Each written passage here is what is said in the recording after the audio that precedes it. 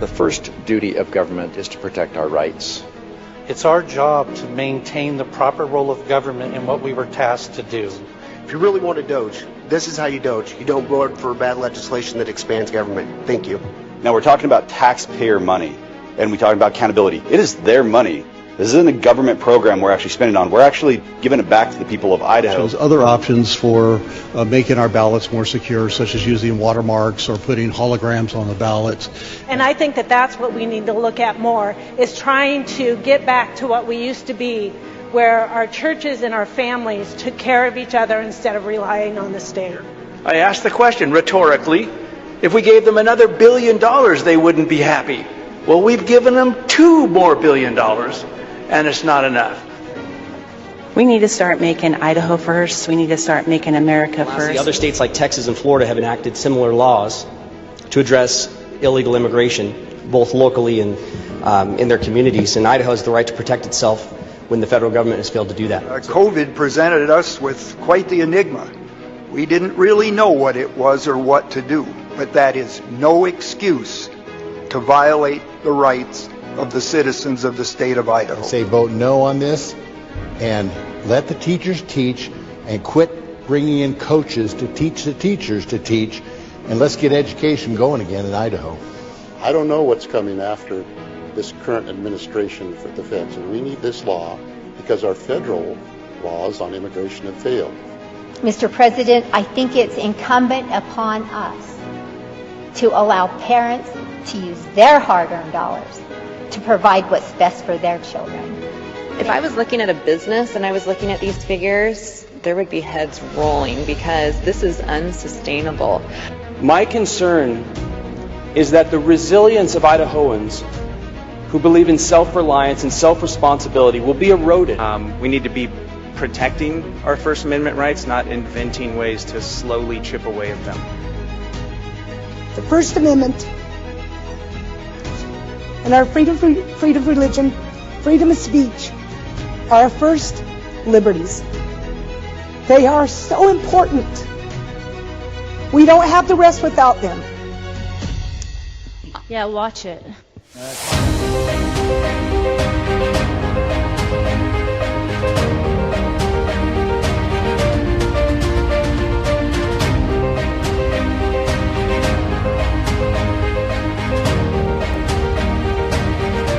Well, good morning, good morning, good morning. It is February 11, 2026. Welcome back to Idaho Signal. It's so great to have you here. February 11th, is that somebody's birthday? Is that Ronald Reagan's birthday? I'm not sure. Maybe I'm wrong. Anyway, I'm Matt Edwards, if I hadn't said that already. And today, we've got a lot to get through, so we're going to be all over the map. But we have a nice guide to get through there. But we have to talk about the Idaho budget circus because the numbers are coming in, folks, and they're telling a story that the big spenders don't want to hear. So remember last summer, revenues looked soft after those big tax cuts, and Governor Little, knowing that we constitutionally must have a balanced budget, came out over the summer and slapped a 3% across-the-board holdback on spending, sparing only education. We weren't going to touch education, K through 12. So conservative budget hawks, had mixed feelings but overall, we were ready to get to work. But by January, when the session kicked off, the December revenues came roaring in, and they were way above projections. So much so that it wiped out the entire shortfall that we'd been seeing all fiscal year. And now the January numbers come out and they beat projections again. So imagine that. Tax cuts stimulating the economy, bringing in more revenue overall. Who could have seen that coming? Oh, wait, anybody with a basic grasp of economics. Yet here come the Democrats and their squishy Republican enablers wringing their hands about painful cuts and floating ideas like pausing recent tax cuts so nobody gets hurt. Now, remember, these are the same folks who act like government spending is some sacred cow that can never be trimmed without some sort of catastrophe. Well, newsflash, the sky didn't fall. Revenues have rebounded, and Idaho families are able to keep more of their money. But then just yesterday, boy, this takes the cake. Progressive Republican Senator Kevin Cook out of Bonneville County presents a bill cutting 4% this year and 5% next year from the brand new Idaho constitutional Idaho Parental Choice Tax Credit Program. This is a program that is barely off the ground. It's already hugely popular with over 5,000 families signed up. That's about 9,300 or 9,300 students or so for. And it's just in it. This program's just in its infancy, and it's meant to cover K through 12 learning, which according to Governor Little was not to be touched. But Cook wants to cut it. And while revenues are now flowing in past projections, I mean, come on. This isn't fiscal responsibility. It's a vendetta. You see, Cook voted against the school choice bill last year and is now rehashing the same tired arguments in order to hamper the program. He's not protecting the budget. His crew is busy protecting the education cartel's monopoly, going after struggling families to spare bloated bureaucracies. That's not being conservative. That's being a gimp for big education. Folks, the data is clear. Tax cuts work, spending restraints work, and school choice works. Do not let these big government progressives undo it. We must stay on top of them. And one other guy that likes to stay on top of this stuff is Brian Allman. He joins me right now from the Capitol. Brian, good to see you this morning. First, let's get into the numbers real quick because these December or the January numbers came out. And we have a graphic here. The number that came in, $564 million, just above that January projection. You can see on the right hand of your screen there. It's the dark bar is just above the projected lighter bar there. So that's the third month in a row that we've had revenue higher than what they projected. Good morning, Matt. And that is obviously good news. It's interesting looking back a few months ago when the revenue projections were first starting to not be met, when revenues came in under projection, and you had Democrats and a handful of Republicans. They were acting like the sky was falling, and it's all the fault of school choice, $50 million. It's all the fault of $450 million in tax cuts. We're going to be in trouble. And on the other hand, you had other people, Senator Groh on JFAC, even Governor Little were saying, this isn't the end of the world, just relax. And it turns out that some of the explanations that people had that businesses were adjusting the way they do their taxes, their quarterly taxes and such, and how much they pay and how much they retain, they were doing that in response to the changes in the One Big Beautiful Bill. So it wasn't really the end of the world because, as Representative Tanner has pointed out, we're not in a recession here. This isn't an emergency like it was in 2008, 2009. This is just a kind of an oddity in the way that the money is coming in. However, that said, I think anything that inspires people to cut the budget is a good thing. It's been insane to me watching people wring their hands and tear up over the thought of 3%, 4%, or 5% budget cuts when the budget for the state as a whole has gone up 50%, 60% over the last 5 or 6 years. Just returning to last year's budget or 2 years ago's budget, is it really the end of the world? Is that a draconian cut? Are we cutting into the bone, like some of them say? Yeah, hardly, especially when you put it into context over the last 4 or 5 years, what we've seen. Okay, so then that's why you and I both were a little taken aback yesterday when Senator Kevin Cook showed up in committee to present this. Let's watch this. It's about a minute. Is simple. It is not to get rid of House Bill 93 or the parental choice whatsoever.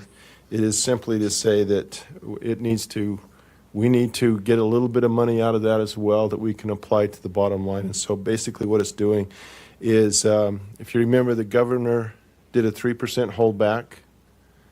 JFAC voted to do a 1% holdback for 2026 and a 2% holdback for 2027. So if you add those together for 2026, that would be a 4%, and for 2027, that would be a 5%. And that's all that I'm asking here. Now, the reason why that did not apply to this parental choice bill is because it's a tax credit. JFAC never sees it. It never comes to the general fund. And so this RS is basically saying take out a 4% from the tax credit and a 5% from the tax credit for 2027. So have you ever seen Republicans say, we got to cut tax credits? Yeah, he's essentially saying we're going to raise taxes in a roundabout way, and a couple of things there. Like he said, it doesn't go through JFAC because it's not spending; it's a tax cut, which does reduce revenue, but it reduces the expected revenue that they would otherwise have. But it's not spending. They're not spending money. They are allowing people to take money. It's kind of a semantic thing, but there is a difference there.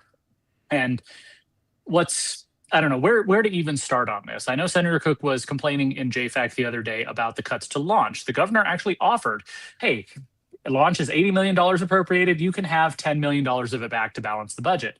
And then, so JFAC voted to do that, and then $10 million again next year.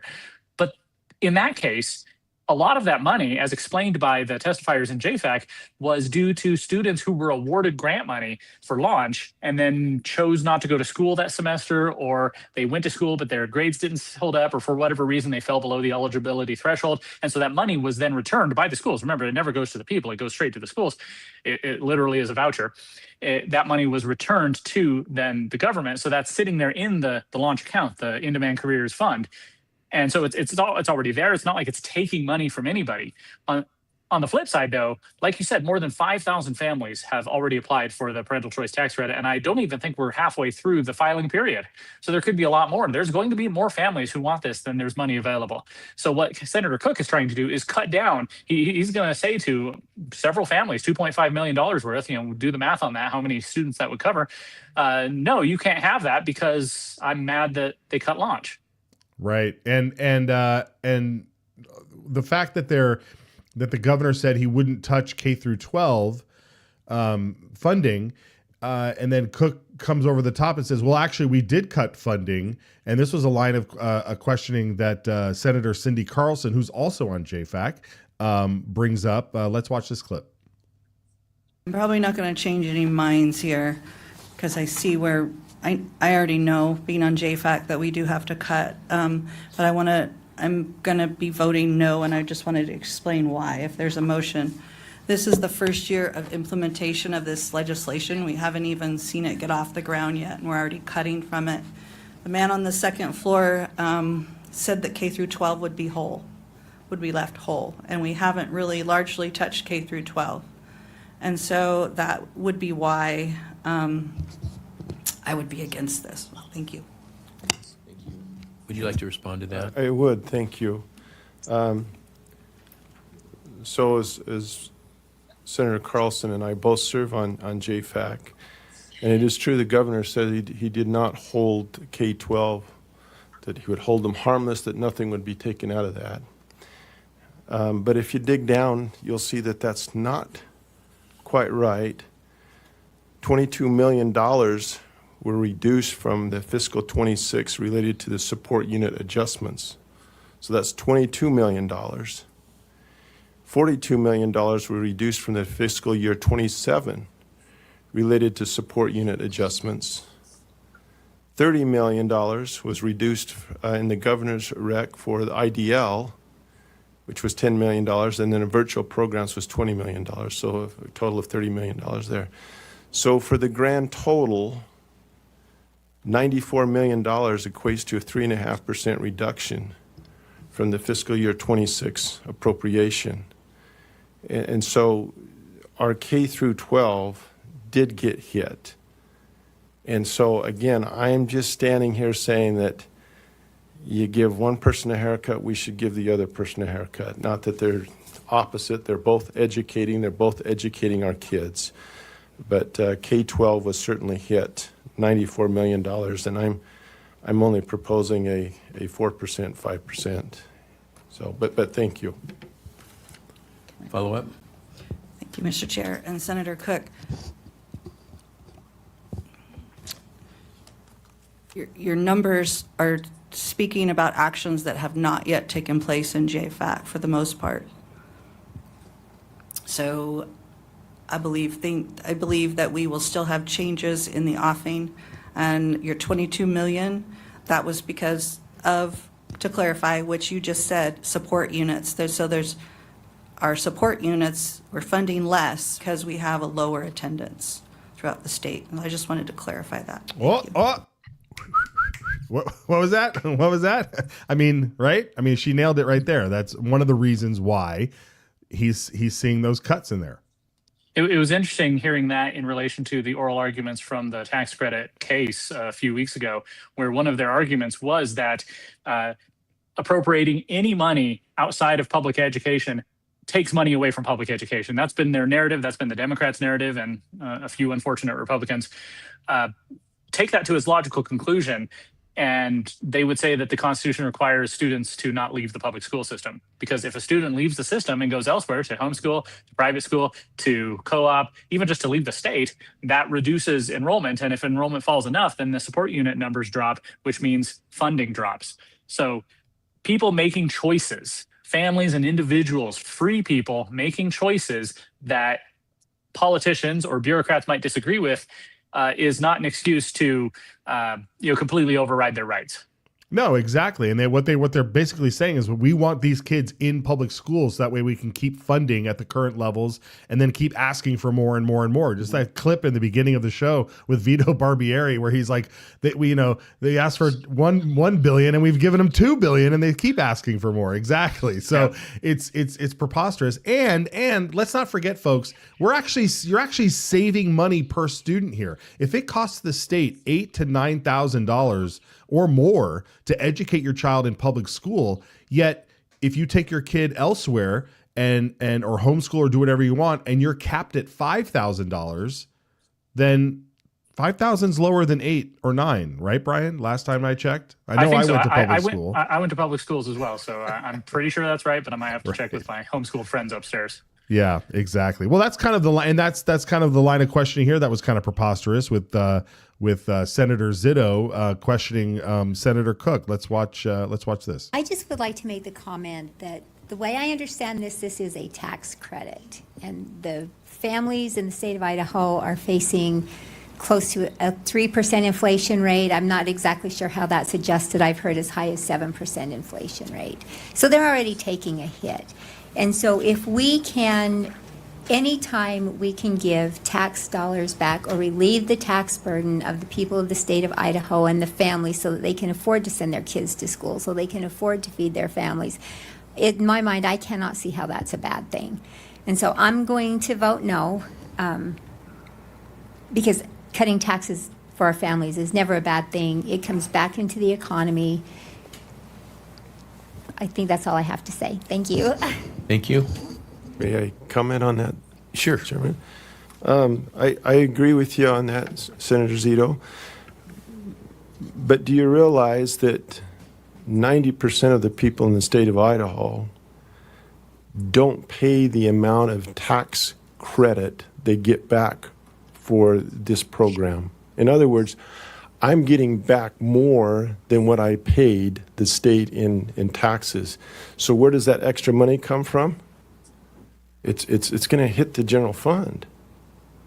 Okay, so yes, I believe it. Yeah, well, it's my money, so give it back to me. Okay, I'm okay with that, but we're giving them more than what they paid.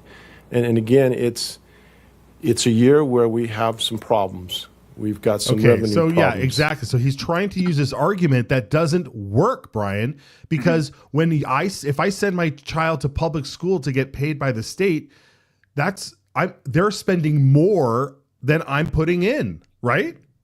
Yeah.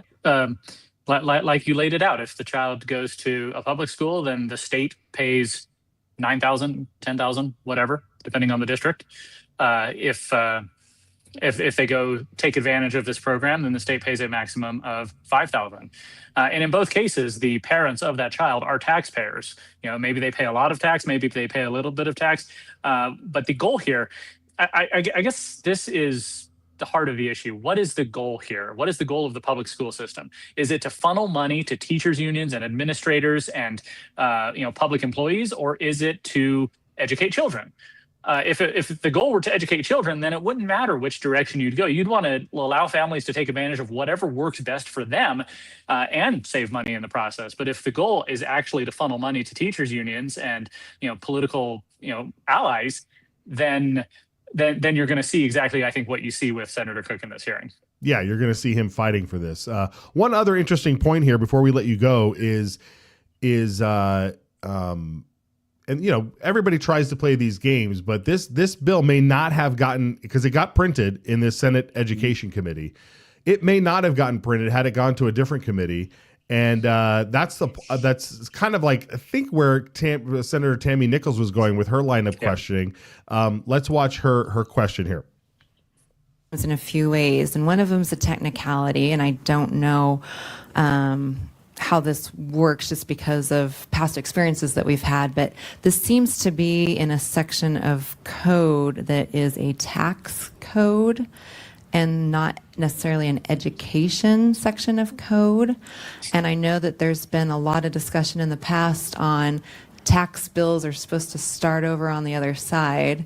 And so I was just curious, does this stay? I mean, this is tax code 63. So does this stay in education, or is it really a tax bill that we're actually looking at here? So if you can address that first, and then I have a follow-up question after that. Okay. You good with that? All right. I can address it, or you can. Oh, go ahead. You're fine. This is a print hearing, so you can introduce basically here. Where it goes from here will be determined for the full hearing, but this is a print hearing. Okay. Thank you, Mr. Okay, so for what it's worth. As Senator Nichols pointed out, the parental choice tax credit, and this was deliberate by the crafters of the bill, it is not in the section of state code that deals with public schools or education. It's in the section of state code that deals with taxes. And the whole point was to make sure that this gives maximal control to parents. They can claim the parental choice tax credit for non-public students the same way that we claim the grocery tax credit for anybody who lives in our homes. There's no oversight from the Department of Education. They're not going to come in there and audit schools or audit homeschool students to make sure they're teaching the right things, because that was a big concern. If you're going to let parents make the choice, then you need to let them make the choice. And so it's in the tax credit section of code. And Senator Cook knows this, and Chairman Lent knows this. But the tax commission, or the tax committee, the Revenue and Taxation Committee, or local government taxation on the Senate side, passed House Bill 93 last year. And so they would likely not pass a bill to handicap it before it's even gotten off the ground. So instead, he takes it to a much more friendly committee. The final vote to send it to print was 6-3. The three in opposition, Carlson, Nichols, and Zito, voted for the tax credit last year. The 6 who voted to print it, they voted against it. So this is a naked attempt to undo what the legislature did last year. Yeah, it's very clear. All right, Brian, where can people follow you and keep track of your work today? At Brian Allman on Twitter. I'll be posting throughout the day, and I'm still working on some stuff over at GemStateChronicle.com. Go there to learn about all your elected officials, whether they're doing what you want or not. Yes, or not. Thanks, Brian. We'll check in with you. I'll see you tomorrow. All right, see you tomorrow. Excuse me, folks. Okay. Very good. It's so bizarre, what is kind of fascinating though is, like, if I think back to just a few years ago, where the conservatives were the ones trying to get their bills this way and that way, and they were getting stalled here and stalled there, and that still happens, of course. But now you got the progressives, kind of like they have their hands tied a little bit, and they're trying to maneuver here and maneuver there, and it's this tug of war back and forth, folks. But this is the whole job of this program, is to stay on top of this stuff, let you guys know what's going on out there. And then, and wherever you could insert yourself into the process to keep this machine moving backwards, push the machine back into its corner so that it can be controlled the way it needs to be controlled, and largely dismantled as well. So, all right. Well, we've got a bunch of committees, a bunch of bills that were presented that had testimony yesterday and this morning. So we're going to get into that on the other side of the break. We also will have hopefully Catherine Hartley from the Pacific Justice Institute. You saw the news yesterday. The Blaine Amendment went down in flames in the House, but it's gotten further than it has before. The attempt to repeal an old section of code that has been deemed unconstitutional across the land. We're going to get there, folks, but we'll get a reaction from Ms. Hartley and see what the next steps are moving forward. So we'll take a short break and we'll be right back. It's our job to maintain the proper role of government and what we were tasked to do. Idaho is the dirt under your fingernails after an honest day's work. Idaho is the hug around your neck when your daughter spells her first word. Idaho is the written word of the law, steadfast and impartial, guarding liberty for all. Idaho is the family rifle passed down, a legacy of protection and the right to stand firm. Idaho is the echo of your own voice, unshaken and free, standing tall among the world's silenced. Idaho is the home that's built to weather storms, not empty wallets. Idaho is the quiet trust between a patient and healer, unbroken and sacred. Idaho is the hymn carried by the Spirit, gathering neighbors together in faith and purpose. Idaho is the laughter around a campfire, a family's bond growing stronger with every word. Idaho is the pioneer's will, firm and clear. We govern ourselves, free and unbound. Idaho is what America was. Let's keep it that way. Ask your legislator to sign the Citizens Alliance of Idaho pledge to preserve our shared values. We ride together.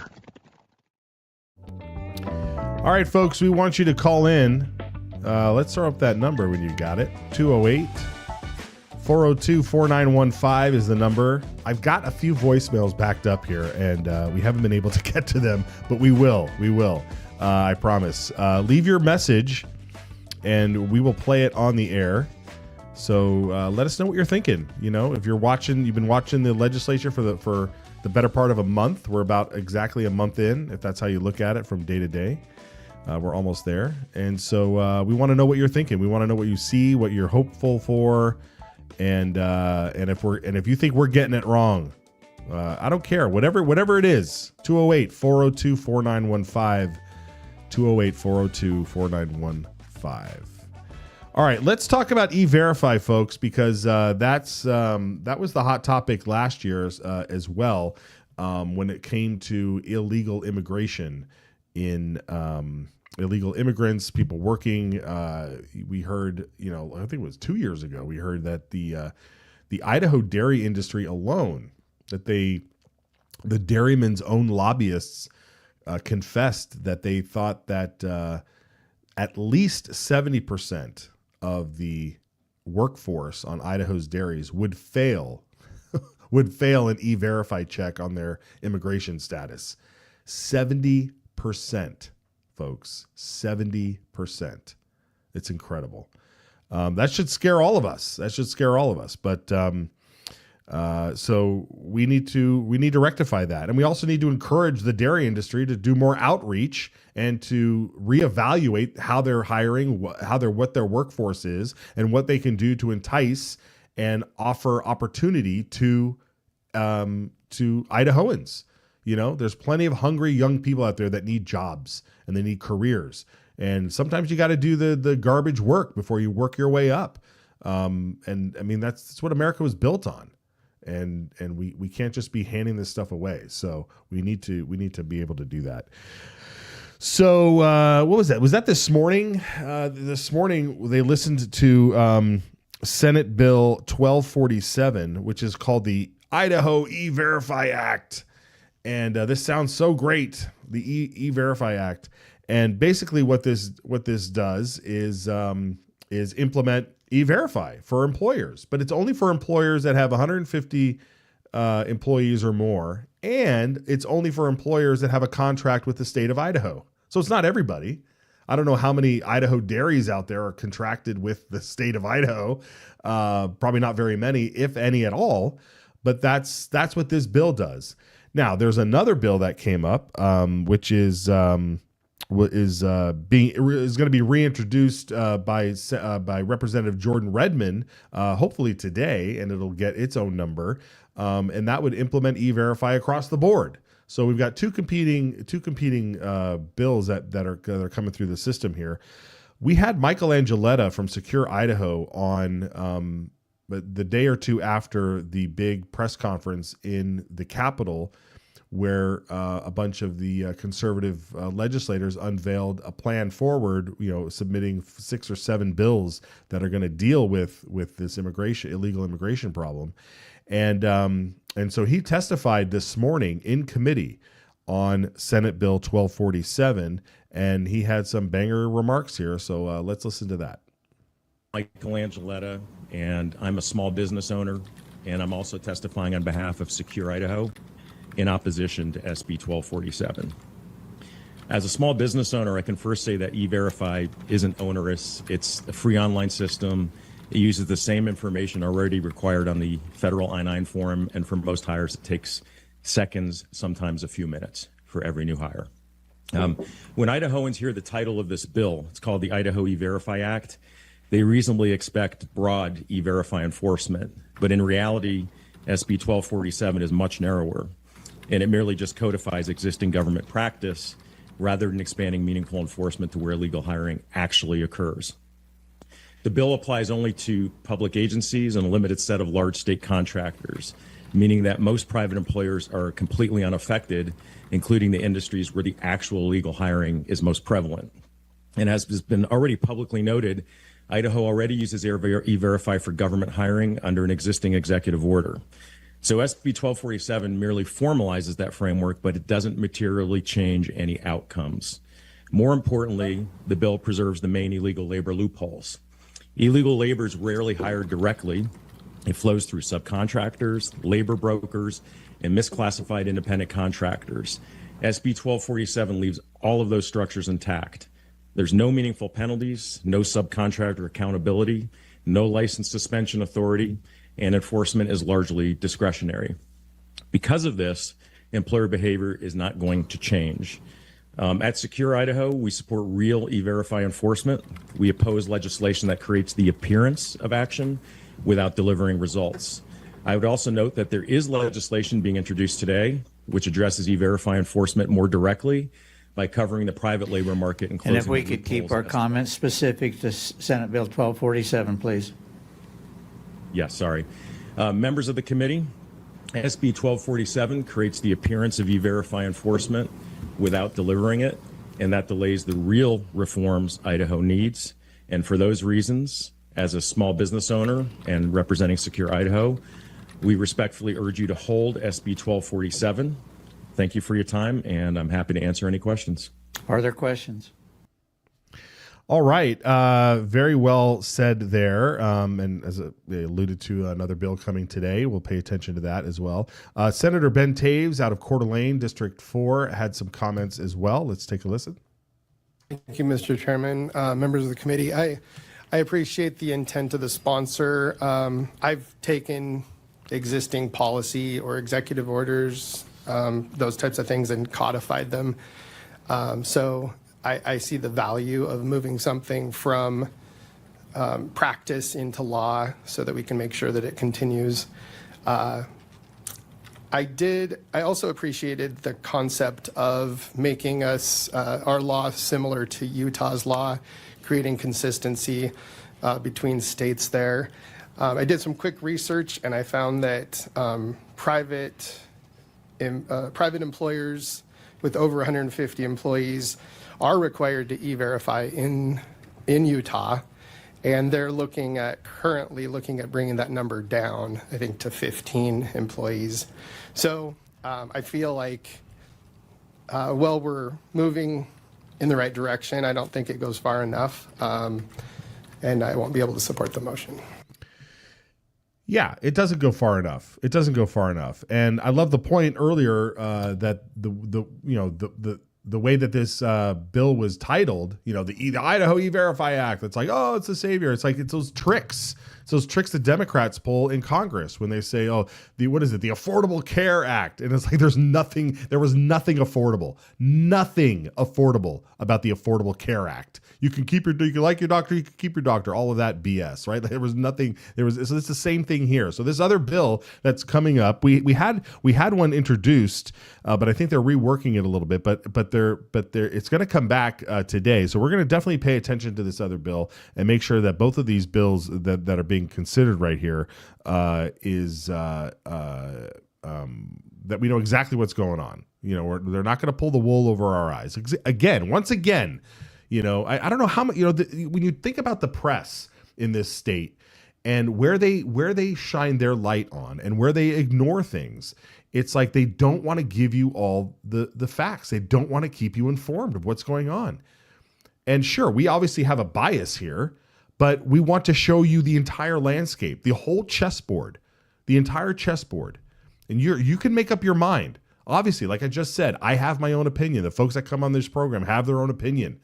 But at least we're trying to shine a light and get you the information so you can make your own decisions. It's just like all of the other avenues that are out there on the right side of the aisle that try to just keep you informed. All the different scorecards and all the different analysis for different bills and who's more conservative than the other, who's a worse Democrat than the other, who's a friendly, all of that is just information.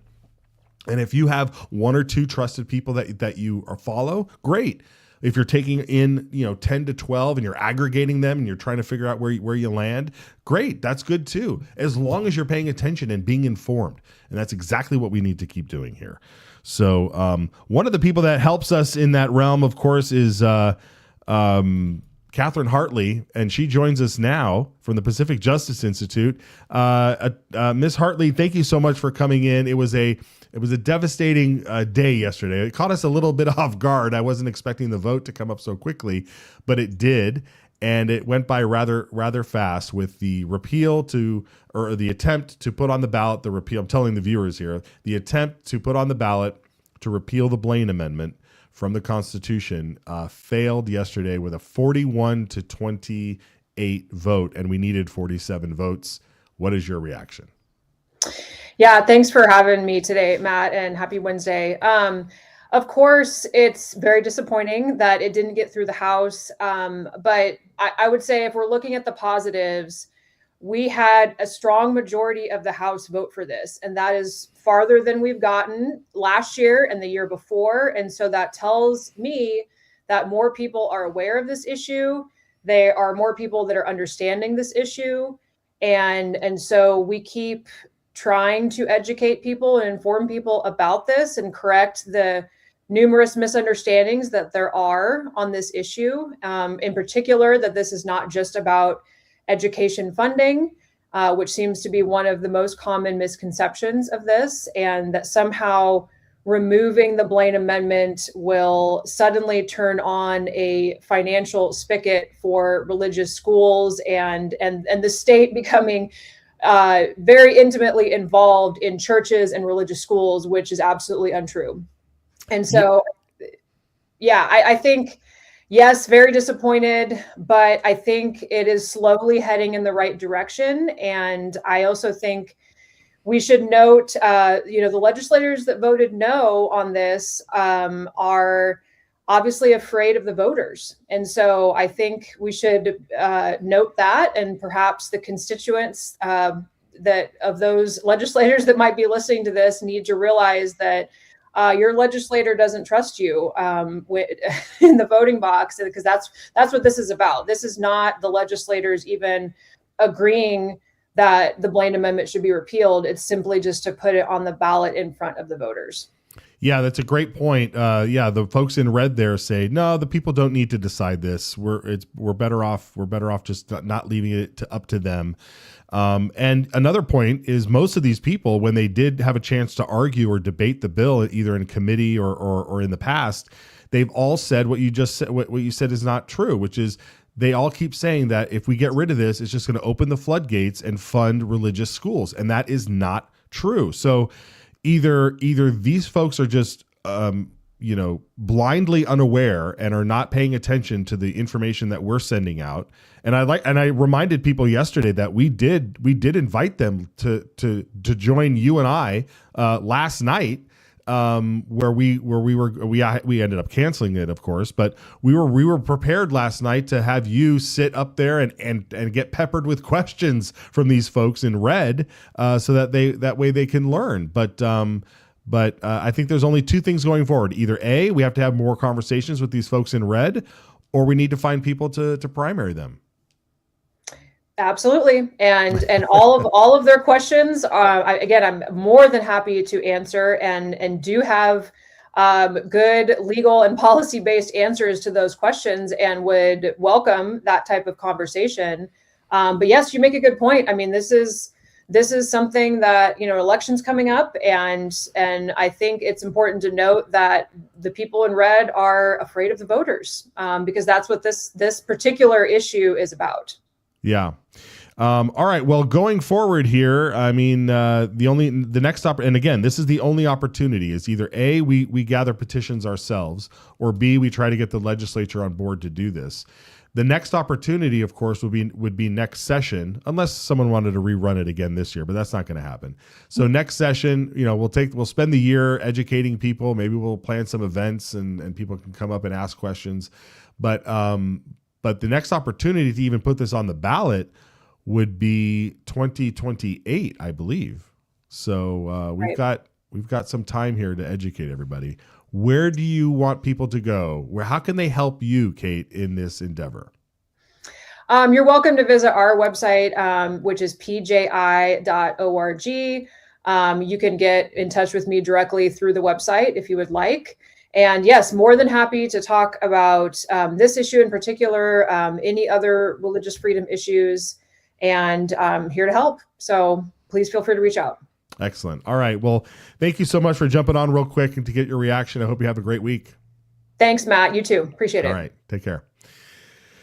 All right. Yeah. And folks, we'll leave that page up. We'll leave the petitions up. Of course, we'll leave the petition up. I mean, that's the whole deal. That is Blaine. Oh, they got the QR code first, but blaine.idahopetitions.com. That has the documentary Idaho versus Christians, which you can watch there. And please just share that page, share that video. It's on YouTube. I think it has close to 60,000 views on YouTube.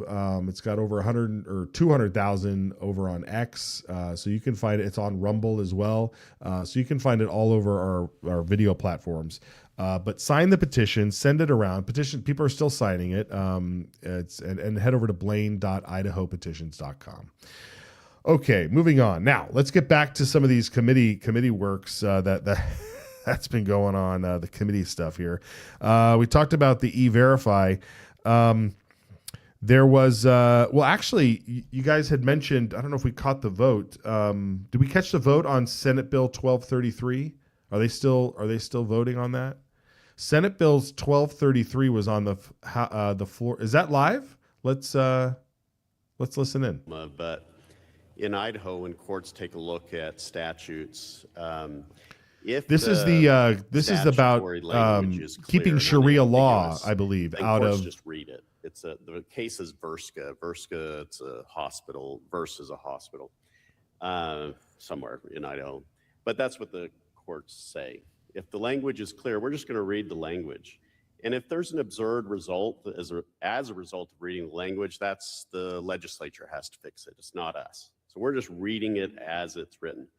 If the language is ambiguous, then yes, courts will take a look at what the legislative intent was, but they stick to meeting minutes. And I suppose now that we have technology and we have video in our committees and maybe even on the floor, maybe they'll go to the video and take a look at what legislators thought.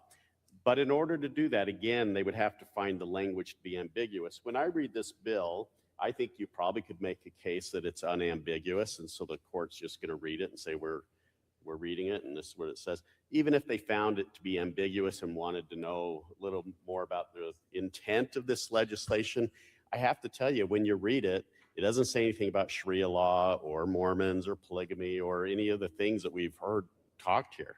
I do believe it makes it clear that this statute intends to keep the courts secular, because it goes back to making sure that any decisions that they issue, rulings they make, that the courts stick with the Constitution. And the Constitution is a religious neutral document intending to create a religious neutral government. So what you're watching here is Democrat Senator James Ruckty out of Pocatello. This is Senate Bill 1233, called the Constitutional Courts Act. It was presented before the Senate by Senator Dan Foreman, and this is one of two bills that is trying to deal with keeping Sharia out of our court system here in Idaho.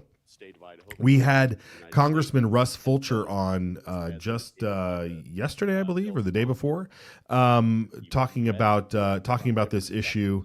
He was one of the co-founders of the Sharia Free America Caucus up in D.C. But down here in the states, as have many other states so far, have also tried to take on this issue. So let's see if anybody else gets up to debate this bill. Mr. President, senators, debate the bill. You have the floor. Just to be simple, the language is pretty simple. It doesn't outlaw we'll listen to this any for a little bit. particular culture or religious law and then stop. What it says is you can't apply cultural or religious law if it's unconstitutional.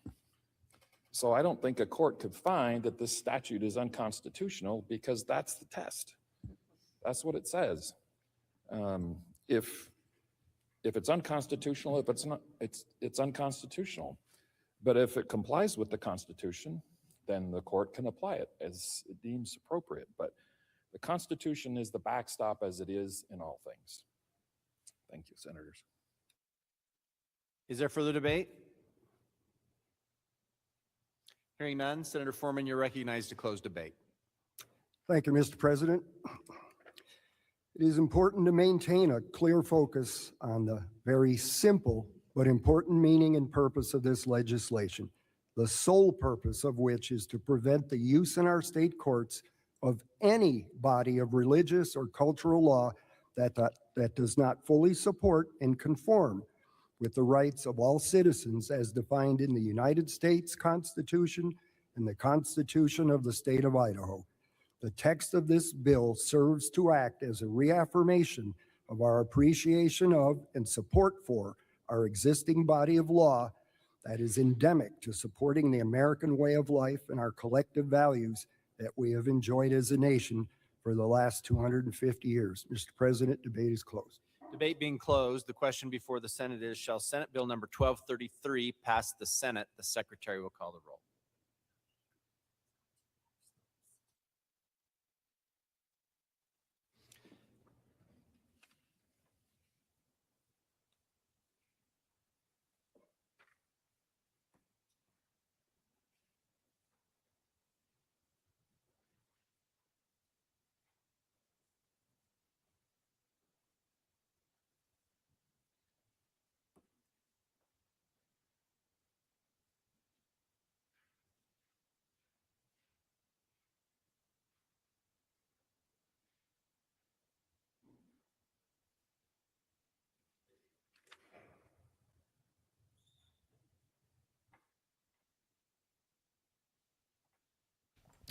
Senate getting ready to vote here. This will be the first time this session we've carried a live vote in the Senate. They'll do a roll call vote. There is no screen. They don't put up a screen like they do in the House to see who votes yes and no. So we'll just listen and tally along with them.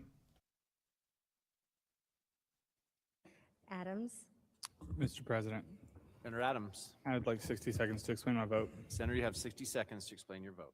Thank you, Mr. President. While I appreciate intent in legislation a lot, After listening to the debate especially and reading the legislation, it appears that, and I would agree with the senator from 29, that the U.S. Constitution is what we base all of our laws off of. So I fail to see justification for writing a law that says make sure we follow the Constitution. That is the baseline. So the senator votes nay. Anthony? Aye. Bierke? Blaylock? Burtonshaw? Carlson? Cook? Den Hartog? Foreman? Galloway? Grow? Guthrie? Hart? Kaiser? Cole? Lakey? Lenny? Lind? Nichols? 60 seconds, Mr. President. Senator, you have 60 seconds to explain. Thank you, your Mr. vote. President. I too appreciate the intent behind this. I feel that our court systems need to be held to the highest caliber and that what our Constitution ensures us is what we're utilizing. But my problem with this is that I do feel, and listening to the debate kind of just clarified some things for me, that it is still a legal risk. My concern lies with the potential conflict with federal arbitration law and constitutional protections. And as it was mentioned, I don't want to be walking into a problem that we know that has been handled in other states with similar laws and have to go to court and have a circuit decide and set precedents on what we have. So I'm going to vote no at this time, but appreciate the intent. Senator Nichols votes nay. Okonowitz? Robbie? Ruckte? Shippey? Taylor? Taves? Van Orden? Board King? Winthrop? Woodward? Cito? Senator Zito, you have 60 seconds to explain your vote. Thank you. You know, I was on the State Affairs Committee across the rotunda in 2017 when this bill, 17 or 18, when this bill came up, only under a different name, American Laws for American Courts. And we had a lengthy hearing in committee. And I was absolutely shocked at some of the Sharia law issues that were brought up, and to listen to the men talk about how they would discipline their wives and how that should be legal in American courts, where those things that would be done in American courts would land them in prison for probably the rest of their lives. I agree that we need to protect our courts and protect our people. That protection comes from the involvement of every citizen in this state and in this country to ensure that our judges follow the Constitution and that the people that we elect stand strong for us and make sure that our rights are preserved and protected. No law can do that if the people themselves don't take action and become engaged. Thank you, Mr. Pro What's your Tem. vote, Senator? I don't know. Senator Zito votes nay. Satterveld? Bierke? Burtonshaw?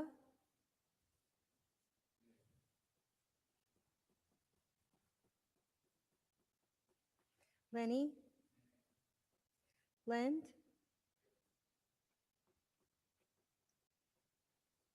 Van Orden? Winthrop? Satterveld?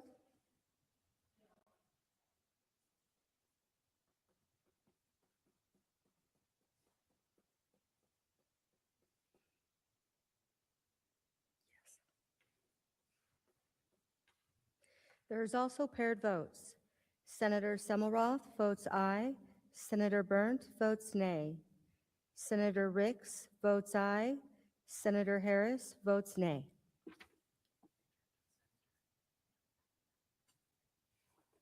Roll call shows 15 aye, 19 nay, 1 absent and excused, a majority having failed to be reached. Senate Bill 1233 has failed to pass the second and will be filed in the office of the Secretary. Okay, well, there you have it, folks. The Senate Bill 1233 has failed, and that leaves us left with House Bill. Oh, where'd it go? I had my notes right here. House Bill 602. House Bill 602, the enforcement of foreign laws. That is the other anti-Sharia bill that is floating through the House side. And with the Senate having defeated this bill over here, it's up to 602 to make it through. So we will definitely keep tabs on that. Very important bill as we read the tea leaves here throughout the state, throughout the country, and the world, of course. All right. Looks like the Senate will be adjourning there shortly anyway. But we'll keep it going. We do had a couple other things we want to get in under the wire here. House Bill 528 was presented by Representative Chris Bruce, and he came on the program. We watched him introduce the bill a week or so ago, and he was on the program last week talking about it. This is called directed blood product transfusion. And if you recall, I believe it was last year, he tried to pass a bill that would say, it would try to, label blood that had the mRNA vaccine in it, and maybe as well as other things, so that if you need a blood transfusion, you know what kind of blood you're getting. And that it didn't progress and make it through. So he's back with a different bill, and he changed it up a little bit. And it's more general in this sense because it models some things that happen in other states too. It's House Bill 528. And let me just read the portion here that you'll be interested in. It says here that a healthcare provider or facility may not prohibit a patient from providing, through blood establishment complying with all federal requirements, it may not prohibit a patient from providing the patient's own blood or the blood product of the patient's directed donor for any potential transfusion related to such patient's health care. So this basically says you can BYOB should you need to. Bring your own blood should you need a donation. And it goes on to lay out some specifics here. So and again, this is a very interesting topic and a very valid one with all the concern out there. And so there was some fascinating public testimony today on this bill. Let's listen to one. Is it Clinton? Let's listen to him. Sorry, there we go. My name is Dr. Clinton Ohlers, and my PhD is focused on the history of science. And I got involved, I represent Safe Blood, and we match transfusion recipients with blood donors. And I became involved in this issue because of my deep concern as a scholar, seeing scientific studies used to misinform the public in favor of for-profit interests. And, claims, for example, that that the directed donor blood is somehow less safe than that from stored blood. It's based on a study by Dorsey et al. That actually demonstrates the contrary. And so these are false fears and concerns that are being raised, but they are used to suppress people's abilities to get the blood of their choice. And that has led to patients either having to go without blood or to have to travel to other states. And Idaho is a big state for this. We had a patient who had to travel all the way to Utah just to get blood he felt comfortable and safe with because there was no hospital in Idaho that he was able to do this. And so this is a right that was previously uncontroversial up until just a couple of years ago, really with the rollout of the mRNA vaccines. And now we see people from states, particularly in the Northwest. A family in Washington state had to travel to Pennsylvania just to give blood from the parents to their own daughter. Most tragically, I spoke with a woman in Minnesota. She was receiving blood through her blood bank with no problem, and then they arbitrarily decided to stop that, and she had to travel to Florida to get blood. Now, this is a significant expense and hardship for people at the most vulnerable points in their lives, and When I spoke with her, she said, Clinton, you know, I'm awaiting a bone marrow transplant and I'm too weak to travel. And if my levels drop again, I don't know what I'm going to do. So I would really urge the people of Idaho to bring Idaho into the free states of the union on this and protect their patient rights. Well said there. Well said there. I hope that seemed to convince and just enough people on the committee to get this bill through. So it passed 7-6 in committee. Very close, 7-6, but it heads out to the floor for a full vote. I don't know what's so controversial about this, but there you have it. 7-6 was the committee vote. That's House Bill 528. So if that is something that is on your radar and you want to take up, I urge you to contact your legislatures and let them know that you are for this bill and you want them to vote for it on the House floor. Okay, final bill here with Senator Brian Lenny that we're going to highlight. In an effort to clean up old code, there was this piece of code that has been sitting around for at least 17 years. And nobody's done a thing with it because they stopped it 17 years ago. I'll let Lenny have the few words here. Bill, unlike the previous one, is fairly simple. This just deals with getting rid of old, obsolete code. This bill eliminates Chapter 60, Title 67 of Idaho Code relating to the Idaho Women's Commission. We've all seen bills coming through our committees and through the State House that are just literally code cleanup. This is one of those bills. As I've stated before, we all passed the Code Cleanup Act. We voted for the Code Cleanup Act last year, which, quote, gets rid of obsolete, outdated, and unnecessary provisions in Idaho Code. This is one of those provisions. The Idaho Women's Commission was defunded 17 years ago. So getting rid of this code does not affect anybody or anything or any budget. There's no Women's Commission, there's no money, there's no staff, there's nothing happening with it. It's just obsolete code, and this bill just kind of cleans it up. So with that, I'll stand for any questions. Chairman, Senator Lenny, just a couple questions. First of all, are you married? I guess you can answer that if you like, Senator Lenny. That's yes, I didn't see that one coming. Mr. Chair, Senator Taves, yes, to a woman, if that was the follow-up. Oh, at 8:50, Mr. Chairman, the chairman lost control of the meeting. Mr. Chairman, for follow-up. Yeah, thank you, Mr. Chairman. Senator Lenny, I'm just wondering if your wife supports this legislation. Senator Lenny, again, you're welcome to answer that.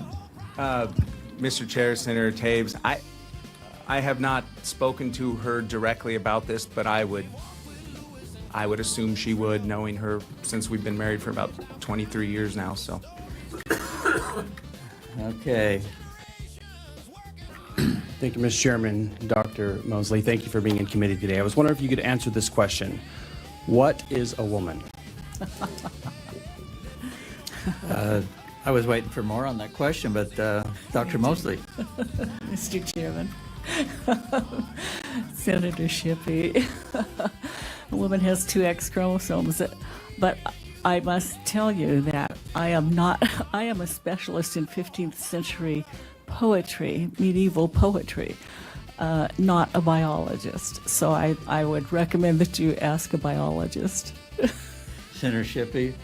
I guess just a comment. I'm not a biologist, but I would say that a woman is an adult human female. Thank you, Mr. Chairman. Oh boy. Okay. Well, the bill passed committee, so it'll move on. Moving on. A little bit of fun there in the committee today. Folks, thank you so much for joining us. If you're over on our YouTube channel, we're so grateful for you watching us there. Make sure you hit the alert button so you know exactly when we go live. Sometimes we go live with some specials as well. But otherwise, you can find us here Monday through Friday, 10:30 Pacific, 11:30 Mountain Time. And of course, we're over on Rumble, X, Facebook, and Telegram. Look for us over there. Leave your message 208-402-4915, and we'll play your voicemail on the air. IdahoSignal.live if you want to tune into the show just with the audio, no video. You can do that over there as the show loops throughout the day. And AmericanSmokeCompany.com, AmericanSmokeCo.com for American Smoke Company's smoked salts for your meats, your veggies, and your eggs, and whatever else you want to put it on. Sometimes I just eat it raw. No, don't do that. Folks, we'll be back tomorrow. Thank you so much for joining us. It's Pie Day down at the Capitol. Check it out. Homeschoolers bringing pie for those hungry legislators. We'll see you tomorrow.